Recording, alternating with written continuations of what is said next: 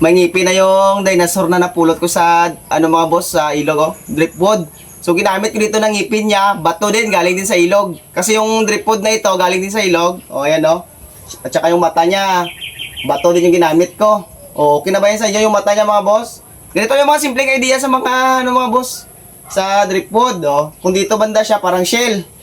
Pero kung dito, mukhang dinosaur na talaga siya, oh. So, ayan, oh. Oh, yan yung mga simpleng idea. So, ipapakita ko din sa inyo ito mga boss kung paano ko ginawa. O, ayan, mapansin nyo may mata na din siya. Bato din yung mata niya. So, yun ang mga simpleng idea sa mga driftwood. Kaya kung may mga driftwood kayo na may ganitong mga mukha talaga, gawan nyo ng design. O, kung mapapansin nyo talaga itong ginawa ko, diba? Parang attractive talaga siya. Pwede mo itong ilagay sa mga bahay nyo, pang wall frame talaga. O, syempre may pang display na ako sa bahay.